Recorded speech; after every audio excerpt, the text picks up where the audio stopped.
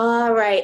How's it going, everybody? My name is Alexandra Hoerr. I'm the founder of Optimum Joy Clinical Counseling and super excited to have my colleague and honestly just like wonderful friend, Pamela Larkin. We all call her Pam in the office, but she's a therapist at Optimum Joy. We have worked together probably for almost 2 years now. I've kind of lost a little bit of count, honestly, in time.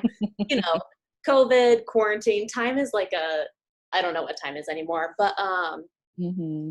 Pam and I are just going to have a conversation today around something that I think should probably be near and dear to all of our hearts, but I think especially Pam, just conversations that you and I've had around navigating race, racial tension, engaging justice, interracial relationships, all these different things that I know you have like a strong heartbeat and passion for. So maybe, I don't know if you want to add anything to an introduction about yourself. You live here in Chicago. Mm-hmm. So if you want to add anything, maybe, now is the time to do so, but also maybe if you could just speak to why we're having this conversation on racial tension and navigating it, just with some of your personal experience and also in light of just some of the atrocities that have transpired over like the last week. Yeah, yeah. Um, I will fill in a little bit of gaps about my professional experience because I think that matters to this conversation. So I have been working with Optimum Joy now it is getting close to 2 years, which um, is so amazing. Prior to that, I worked in community mental health in the city of Chicago and really grew up a lot in my professional development by working with this community mental health agency. I worked all throughout Chicago, so I really learned about Chicago through this organization and got to work with individuals who struggle with severe mental illness and offered case management services within their homes. Um, and Part of what I really appreciated about that experience was the opportunities that I had to provide grief counseling and debriefing to a lot of staff as they struggled with different losses. And so it could have been the loss of a client, it could have been the loss of a staff member.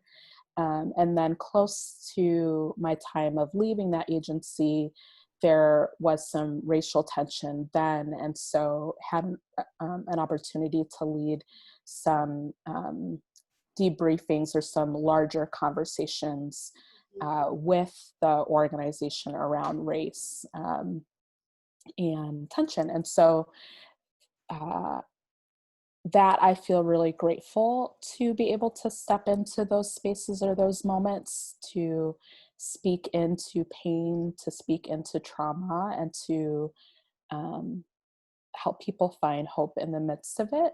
Um, I think that is part of why we wanted to have this conversation today.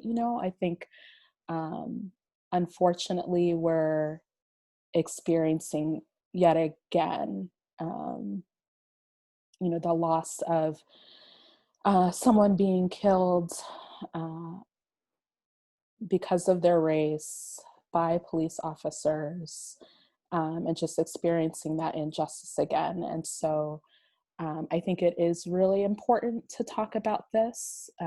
I feel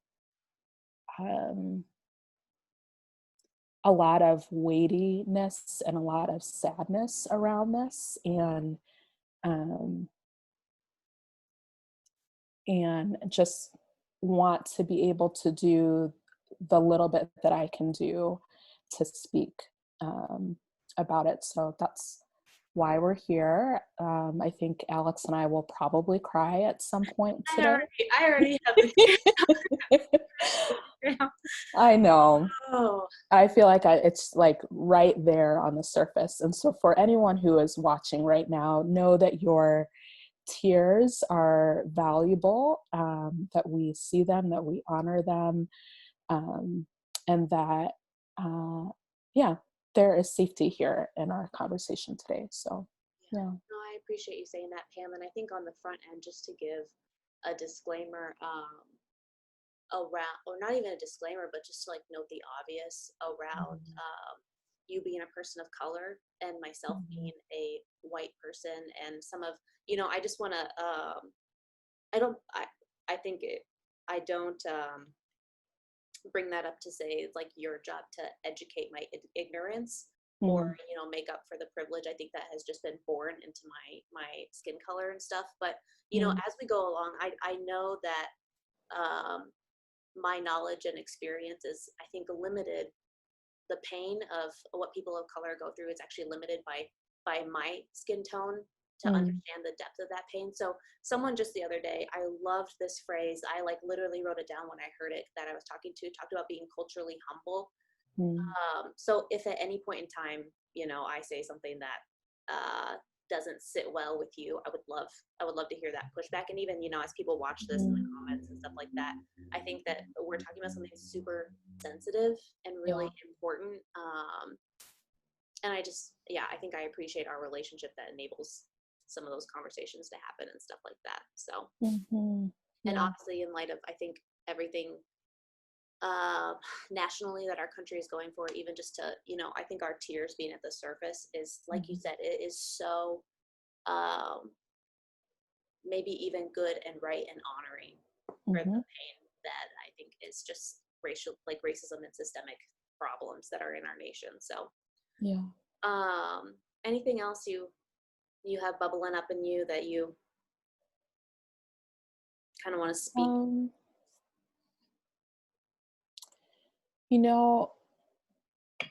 I hope that I can honor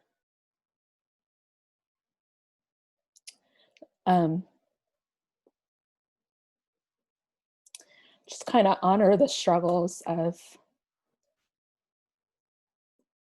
people of color well. That there's a lot of room and grace that what I that what I say is from my perspective, and it's that hopefully I'm carrying my clients and their experience and what they talk to me about their experience, that I am kind of carrying that well. And also just to acknowledge that I do not know everything. I have not lived every Black experience.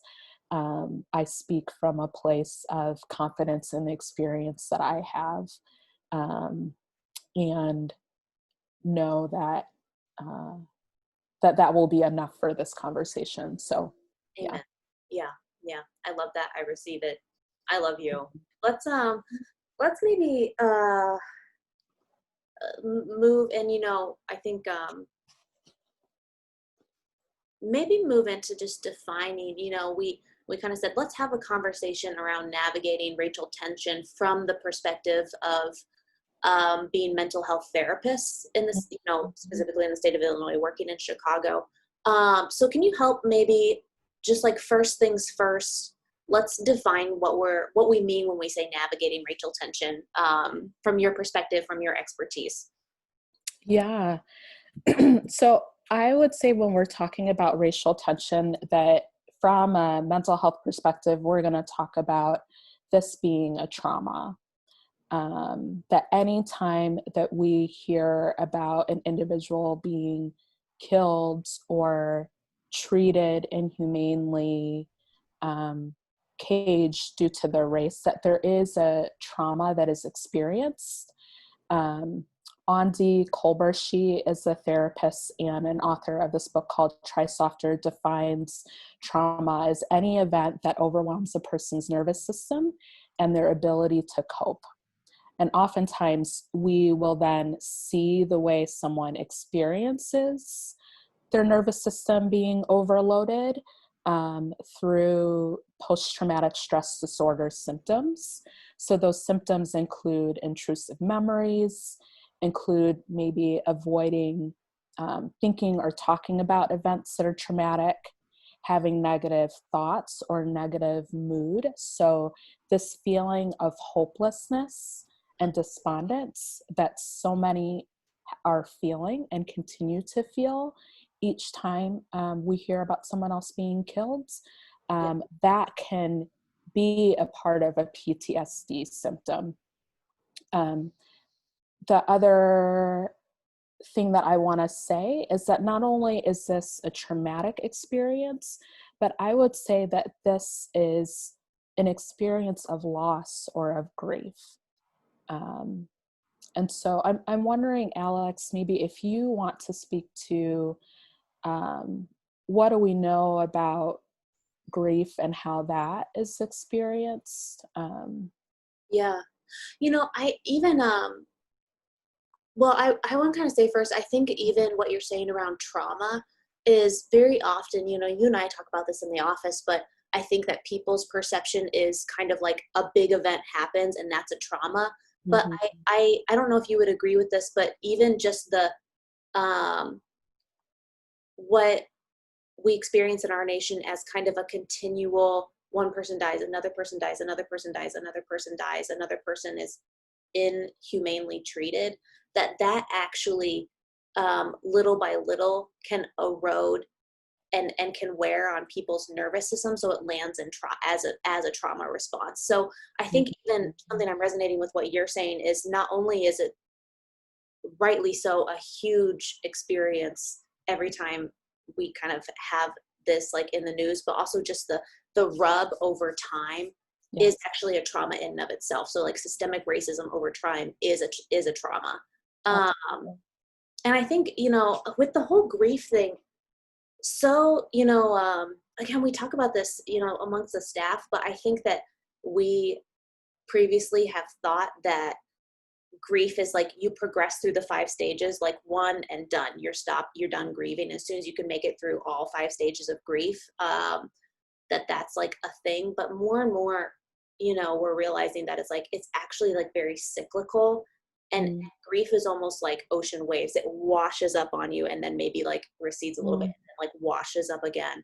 And I think that like that's sometimes why, we can hear about something, an atrocity, and it hits us like super hard, and like even like you and I being teary-eyed on the front of this conversation, and then sometimes it's like, oh, I don't feel a thing.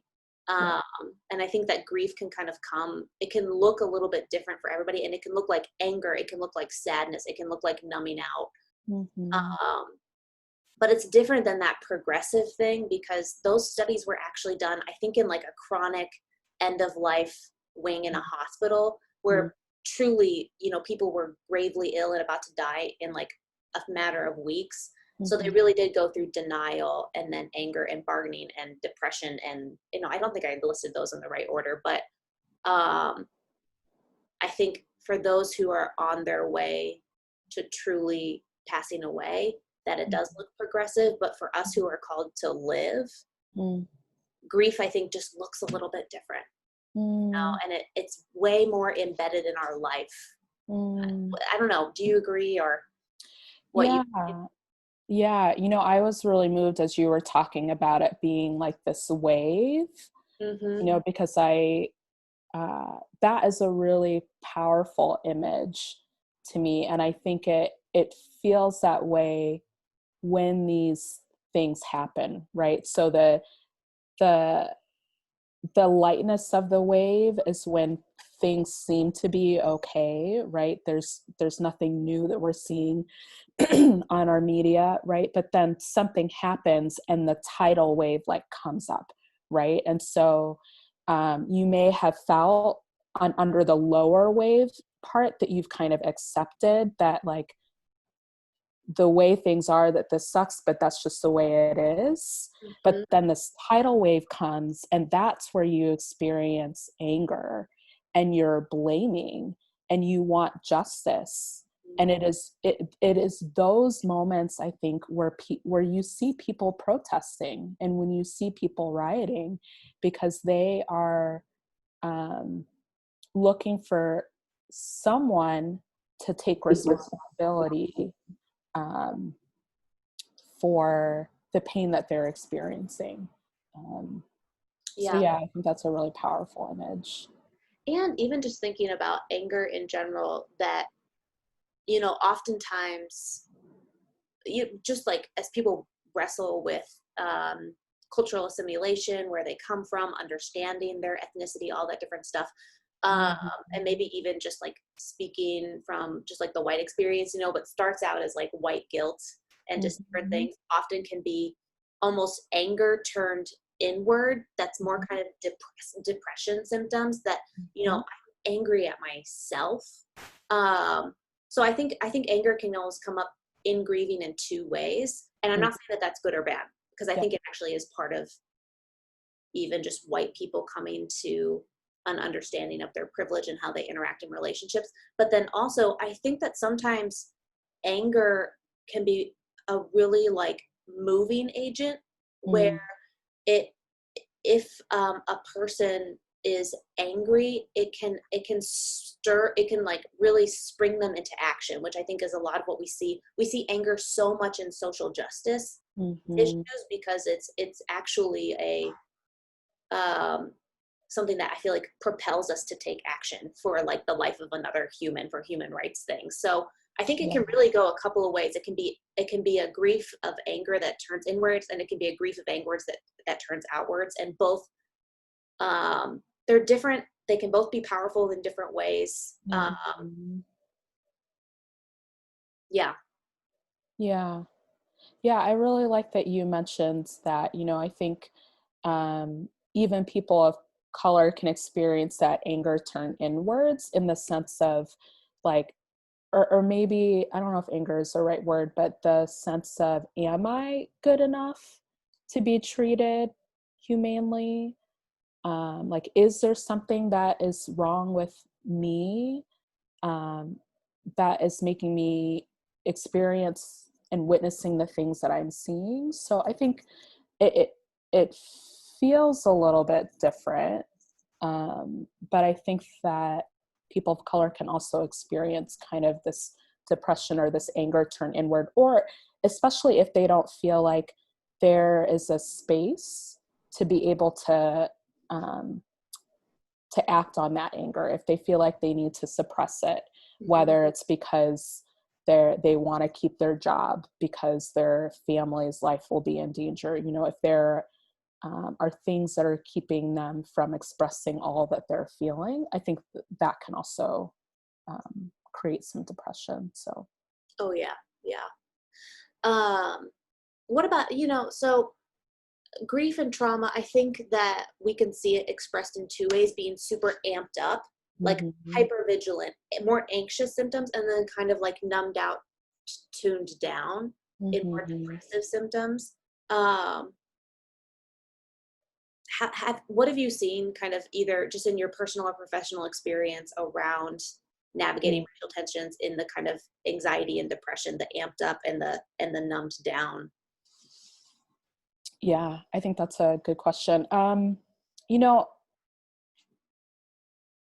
I would say in my own personal life, I probably experience more the lower piece that you're talking about, the more depression or numbing, not denial, but just, and experiencing a lot of sadness. So whenever I hear about something like this happening, my kind of default emotion is sadness. I don't really, I don't really get to that amped up point of anger, anxiety. I think that for a lot of the clients that I'm working with, they do live more in that anxiety space. Mhm. Um, and whether whether they're a person of color or white, even I've heard a lot of folks ask the question of, so what do we do? Right. So it's Yeah, that same kind of motivation, anxiety of like, oh, I got to do something. Um, yeah. yeah. And, you know, I feel like there's so much we can talk about before we get to what we do. I feel like that would be Mhm. probably the best place to land. Yes. You know, so you know, let's save that for a second if it's okay with you, unless you want to Mhm. insert it here and kind of continue to wrap up just how we even conceptualize or think about navigating racial tension from the idea of loss and grief. Mm. And you know, this idea of a window of tolerance, a lot of us clinicians and Mhm. therapists and mental health providers, we know what a window of tolerance is, but can you help even just our lay audience, people who may or may not be therapists or doctors or just different things, who are just like living life, can you help us understand that window and how it fits in trauma? Yeah, yeah, for sure. And I definitely welcome you to fill in the blanks where I may miss something. But the way that I think about the window of tolerance, I love that this image with our hands, it really is the space where we live in comfort and where our emotions, our sensations, our experiences do not overwhelm us physically. It's kind of our sweet spot, right? Um, but what happens in trauma and in grief and loss is um, our window of tolerance. um, I'm trying to think of the right word for it. I would say that it can get smaller, Yeah. and so our ability to tolerate things that are uncomfortable, things that are unfair, um, is a lot smaller. And so you'll see our window of tolerance shrink when we're tired. We'll see that window of tolerance shrink when we're in a pandemic. Mm-hmm. You'll see that window of tolerance shrink if you have other losses or trauma within your life overall. Yeah. Even just thinking about what we started talking about trauma in the sense of being overwhelmed, that Mm-hmm. anything that overwhelms your system and leaves you feeling helpless or hopeless, that actually registers in your brain and in your body as trauma, right? Mm-hmm. So if it's really this overwhelming thing and what's in between our hands is comfortable, Mm-hmm. um, like if something kind of comes up and outside, it's like, oh wow, that actually overwhelms my system to where I have to deal with it with either amped up or down symptoms. Mm-hmm. But hearing what you're saying around trauma in and of itself actually shrinks, pandemic, systemic racism, things in the news, being tired, it actually like shrinks that window. So more things actually easily put us outside of that emotionally regulated space where we feel like we can kind of pulse through a lot of that, coming outside of that thing. So oh my gosh, like not only are what we see with like George Floyd and all this, not only is that just bad in of itself, but I think particularly at a time when our entire not only nation but the world is in a pandemic has like really shrunk people's windows of Mm-hmm. tolerance, and we are way more overwhelmed and Mm-hmm. outside that window and trying to deal with it with either amped up anxious symptoms or I kind of go to sleep and numb out because I feel like I can't handle it you Yes. know Yeah. Yeah. yeah. I was listening to this podcast, Truth's Table, that I would recommend for folks who are wanting to hear more about the Black experience from three Black women. To truth And Truth's Table, yeah. And they jokingly said, this is before some of the racial stuff had happened.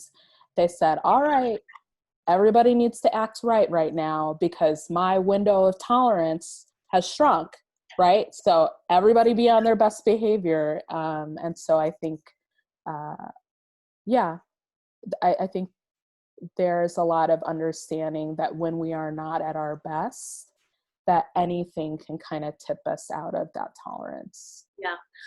I feel like I think that this comes from Alcoholics Anonymous and like substance misuse stuff, but that acronym of Mm. ALT, where it's like hungry, Mhm. tired, lonely. If I'm any one of those things, my window has significantly reduced. And Mhm. there's so many like memes and jokes around the hangry, but truly, if I am hungry, my Mhm. emotional my ability to regulate and respond well to another human being and often myself, um, Mhm. really gets messed up if I am hangry, because it's that hungry, angry, tired, or lonely. If there's any of those things, then like I think we just got to watch ourselves and take care of Mhm. ourselves. Mhm. It's almost like self-care on the behalf of the other person who may receive my like small window of tolerance response. I'm gonna say it's not super pretty, honestly. I gotta feed myself and I gotta get my 9+ hours of sleep a night. I love sleeping. Same.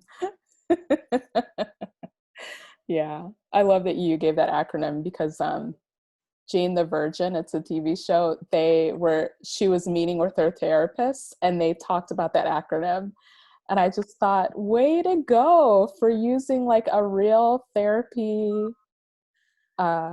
technique or whatever. So, Yeah, I love that show. Way to plug it. Got That was to. my pre-quarantine binges, I'm going to be honest, but binge nevertheless. Yeah. So, man, so in light of all of this, how do we Hmm. maybe grieve another loss? And even as I ask that question, I'm thinking, well, that could probably be answered in so many ways. There's like individually, Mhm. there is collectively, there is maybe within, racial or ethnic groups, age brackets, socioeconomic. Like, I think we could think about that we in a lot of different ways, but maybe just like picking a few of them that you think are important. Again, based off of your experience, based off of your professional experience, how do we, Mhm. gosh, just like another loss.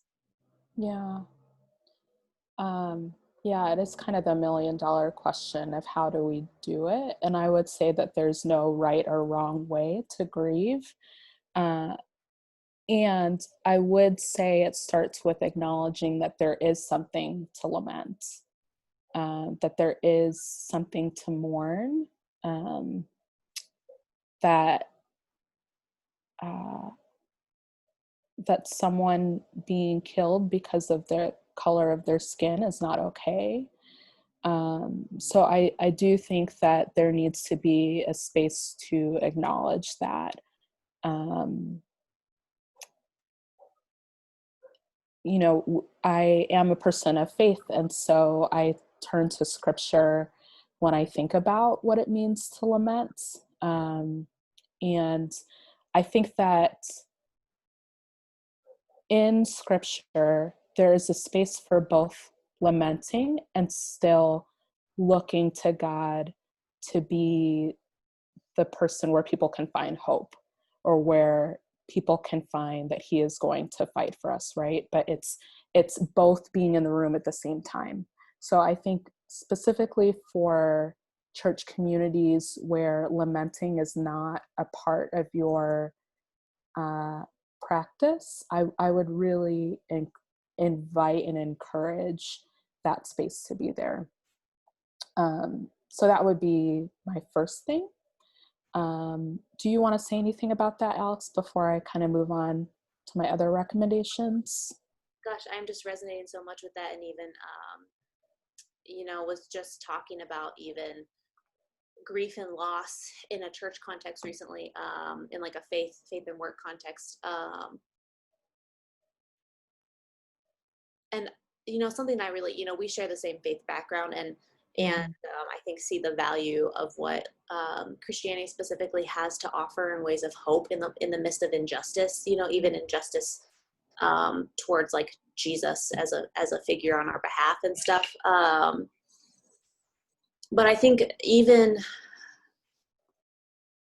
if we're to take a step back and think under the umbrella of meaning making and purpose, because I would imagine that maybe a few people are going to listen to this who don't identify as a believer, and I would resonate.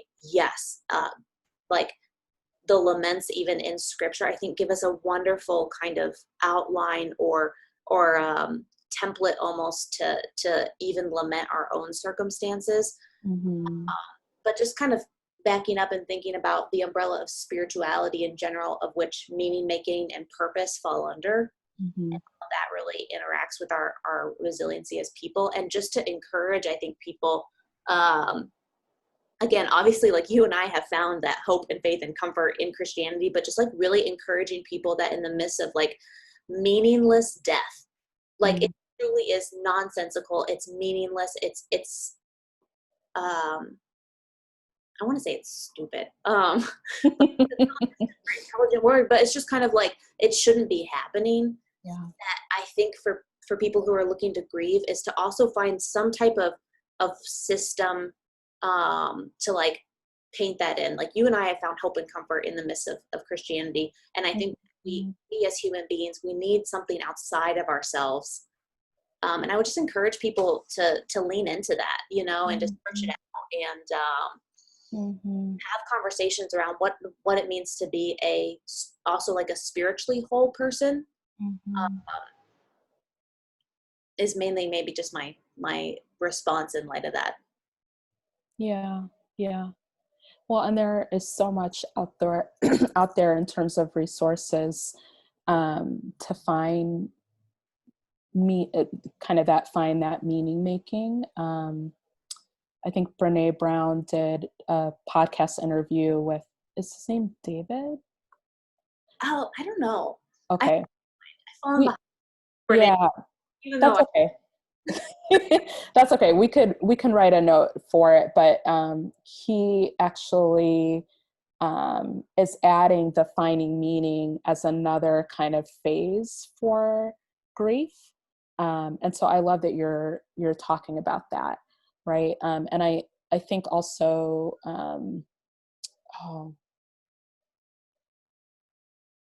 Frankl, Viktor Frankl, right? He has his book on. Oh, I'm gonna look at. I have it on my Audible. Yeah. I love that book. What is it? Yeah, and that's another one. Cool. That's another one that I think people can turn to, particularly when they're trying to um, find their own spiritual understanding or spiritual hope to make meaning out of suffering. So I think even what he writes about in his book is almost the necessity for it.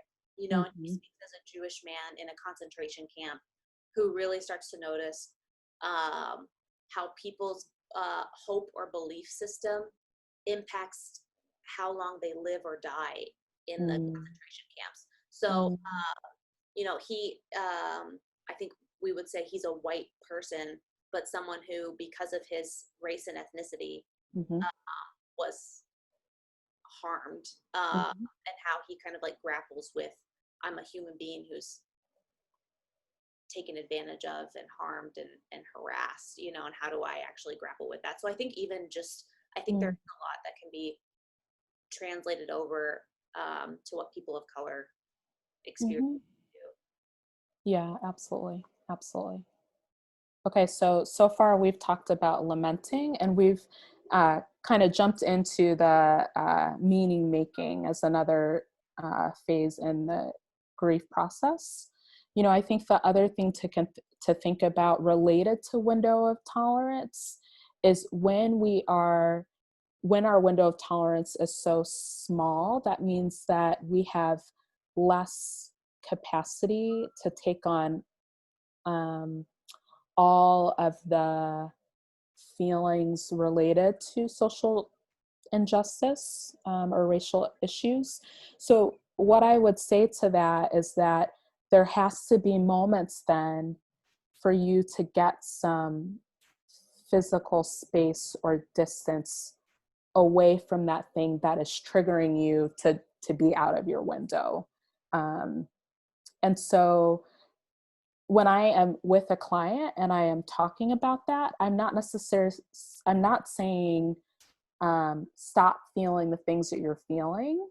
But what I am saying is, how can you offer some compassion to yourself that you do not have to continue to live in this space of being outside of your window all of the time to still be pursuing social justice. So one exercise that I do with my clients, I call it the container exercise. And I basically have them imagine a physical container that they can put all of their feelings around a particular situation, where it can be safely stored somewhere else, so that when they are ready to come back and look at it again, it will be safe, but it is put away. And it's amazing how healing that exercise has been for my clients, whether it's trauma related to social injustice or it's it's trauma from fertility issues. It has just been a really valuable exercise. I'm even thinking about what we were saying around like hungry, angry, tired, lonely. Like when you actually care for yourself, Mm-hmm. that refuels our, I think often in like the Christian language, we talk about, oh, we've poured ourselves out, like we're a cup and we Mm-hmm. pour ourselves out on the benefit of others. But if your Mm-hmm. cup is empty, you have nothing else to give. So Yes. what I'm hearing you say is that a container is almost like a boundary around not disowning those feelings and engaging with justice and righting a wrong in the world and feeling strongly for it, but almost just how do I also contain it so I'm not always overwhelmed Yes. in a way that's like a self-care and a self-compassion towards me so that my cup can fill back up so I can then engage again. I can pour it out again. Absolutely. Absolutely. And I think that the things that you can do to fill your cup up again, right, that is going to look different for different people. But I would encourage social support. I would encourage accessing things that bring lightness and joy. So if it's a funny TV show, a movie, if it's poetry, just accessing things that feel lighter. And then other self-care things that demonstrate that I am caring for my body. So those are a few things. I'm thinking about uh, a, a Grace Disguise is a book by Jerry Sitzer. Mm-hmm. And it's a book on grief and loss, but he talks about how grief, loss, trauma, it almost feels like it will literally shatter Mm-hmm. our soul. Mm-hmm. It will destroy, it'll tear us apart. And I think that like that is a very real possibility. I Mm-hmm. think that it's almost like the weightiness almost feels like it will actually tear it apart because the sorrow is too great. And Mm-hmm. I love that he starts to paint this picture or uses this language around, well, actually to be human is to almost have and he uses the language of soul, but have your soul be elastic in a way that grief and loss, while it can overpower and like shatter you, it can also maybe elastically stretch to Mm-hmm. where you can be someone who can absorb sorrow into yourself and be someone who can hold both joy and sorrow all in one thing. Mm-hmm. So I think that that's very abstract. It's not maybe like very practical to do, but almost to kind of remember that our suffering, our loss, our grief, our trauma, we got to keep an eye on it because it can be really detrimental to us. We have to be careful for ourselves and others, but if we can sit with it long enough and not disown that part of us, that it actually may continue to grow and make us just into like a wonderfully whole and beautiful human being that we really experience the joys of life, but also like resonate and be with the people in the sorrows of it all. Mm-hmm. Yeah, absolutely. You know, I was thinking too, a lot of what we've said so far has been for the person who um, uh, feels like they need to contain some of their emotions or like just have protectiveness over it. I would say for the person who is maybe more in that lower place of depression or numbingness, that I think that it is okay to watch movies, uh, listen to podcasts, read books where you hear about the suffering of others. I think, number one, it kind of, it, I don't want to say normalize. I think that where it is helpful is that some of that needs to be stirred. Yeah. You need to be kind of kicked up to do something, right? So I think that there is a space to, like, if that is you, if you do feel more of a numbing, if you do feel more like shock or denial, then I think that there are things that you can access to kind of jumpstart the emotion. So the two books that I have really loved and think really speak to the heart of racial injustice, particularly for people of color or Black people specifically, would be The Hate U Give by Angie Thomas. It's a book, but also is a movie. And then the other book that I would recommend, and this is a young adults book series that kind of reminds me of Hunger Games, but from a Black perspective, is called Children of Blood and Bone. And that is by Tomi Adeyemi. Sorry if I'm not pronouncing that correctly, but I think both of those stories really, I think, shed some light on the sufferings and will call you to walk that journey with them. I've not heard of the second one. I'm gonna have to, and I love young adult fiction. I love adult fiction because I feel like it's like, what more do humans grapple with than like, who am I and will I ever love? I wrapped up in young adult fiction. So I'm gonna check that out for sure because I'm in need of some like, I'm gonna watch that. But what's your what was it you said was hitting me in a certain way? But then I got distracted with your book recommendation.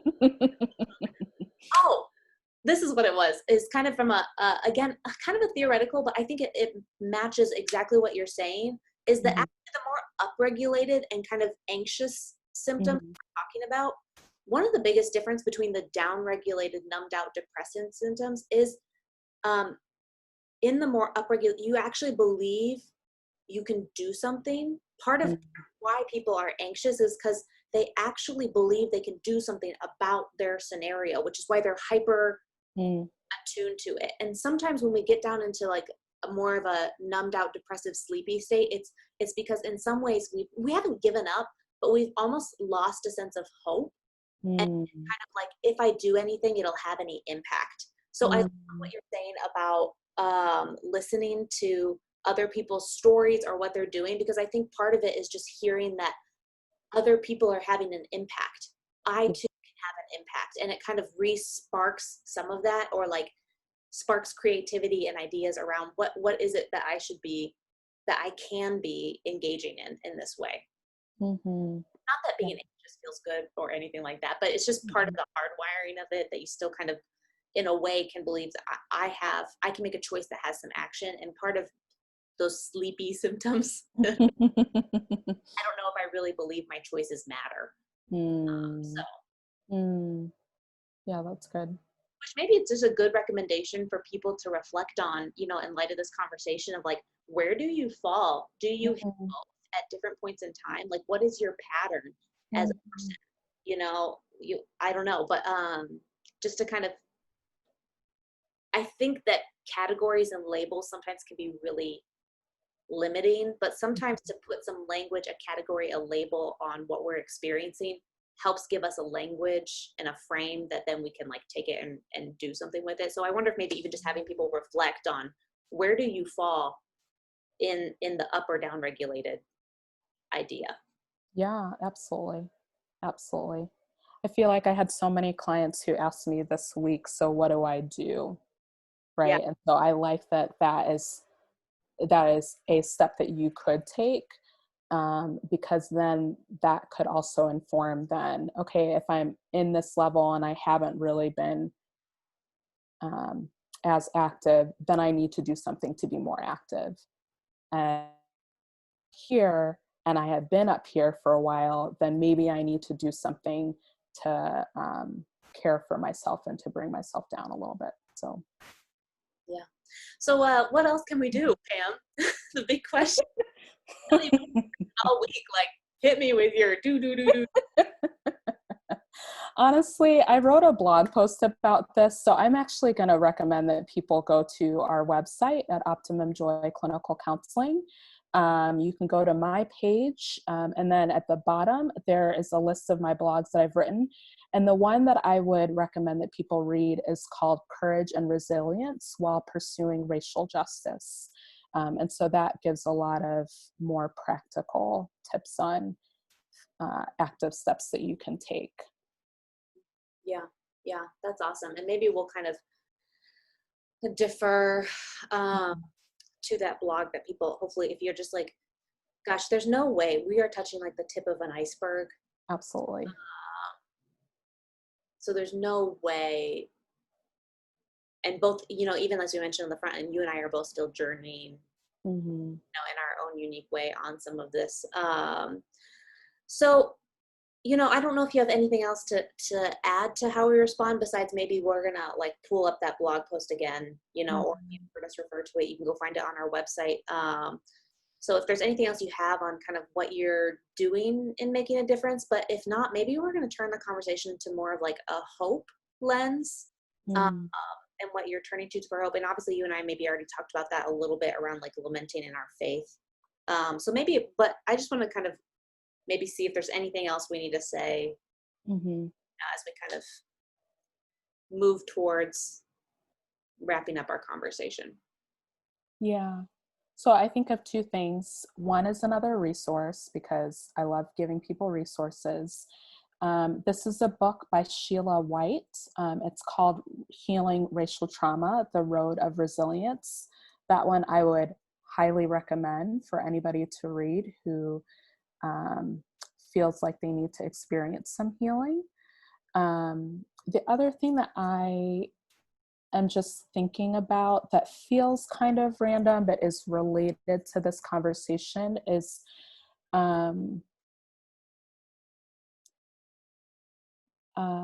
paying attention to what stirs inside of us when we're watching the news and we're watching people rioting right now. Martin Luther King, he said this really well when he was alive. But he said, a riot is the language of the unheard. And what is it that America has failed to hear? It has failed to hear that the plight of the Negro poor has worsened over the last few years. And so maybe just a reflection, and this is more of kind of a mindfulness practice that I talk about with a lot of my clients, is what stirs within you as you see those occurring. So Yeah, I love that. I love that. Maybe Pam, I don't know if this feels like a good way for us to end, and I don't think it would be too offensive to our audiences, but something that you and I get to do together, kind of in our working relationship, is just actually like mutually pray for like the work that we're engaged in. And I'm just wondering if you would allow me, maybe as we end, mm-hmm. to like pray over you and your work in the situation, but also I think just to kind of offer a prayer that hopefully continues to live on, and that God interacts with around just like our hope and stuff like that. So if you are okay with that, I would Mm-hmm. love to just kind of close out our time, and then we can say goodbye and go about just the rest of our day. I'm looking to see what the weather is, but I can't really quite see it outside of my windows. But It yeah, looks very pretty out right now. oh, good, good, good. But let me pray for us, and then we'll kind of wrap this thing up and Mm-hmm. hopefully maybe have some more conversations on it. But Yeah. Father, I thank you for just like the woman you have created Pam to be. Uh, just knowing her as a friend and a colleague, and just continuing to get to know her. I know that her life has not been easy, and I just think I'm so thankful that you have journeyed with her, and that some of those really painful things that she has lived out progressively over time, that you have just really cultivated into this strong, beautiful woman who is now using um, just her experience and her education and her voice, and just her life to continue to cultivate taking pain and turning it into something beautiful and something meaningful and purposeful for other people. So I just pray over all of the people that she is in relationship with, her Yes. husband, her family, her clients, her church, the people that she interacts with on social media, that whatever the people who read her blogs, that you would do something with that, Lord, that you would continue to affect change. Mm-hmm. I pray over our city of Chicago that is so racially fragmented, that you would unite us, that you would mobilize your people to care for other people, show compassion, and that you would really protect, Father. Would you protect people of color Mm-hmm. while we come to work this out? Mm-hmm. Uh, oh, Father, I think that just like hits me in a really tender way. So I don't even know what that looks like, but I just pray that you continue to protect people of color in the way that maybe only even you know how to do. And that would you mobilize your people everywhere to engage in for the right of human beings, just the right of safety. Mm-hmm. Gosh, would you just continue that through your son to give us hope, and through everything you've already worked throughout all of history and all of time to, in the face of injustice, even your son unjustly dying on the behalf of us who believe in him, would you just continue to show us how beautiful that is, and how much you've actually done in the midst of that. Thank you for our hope that can be embedded in that. In your name, Jesus, I pray. Amen. Amen. Amen. Thank you. Oh, Pam, I love you. I love you too, Alex. I can't wait to be back in the office with you. I know. Well, as soon as it needs to be, maybe is a better way to say it. But thank you so much just for sharing your thoughts, your experiences, for engaging with me. You have probably more than you even know. You have shaped and grown me, which I know is not your responsibility, but I appreciate it from my yeah. So just really appreciate it. Love you, friend. Love you too, friend. Bye-bye for today.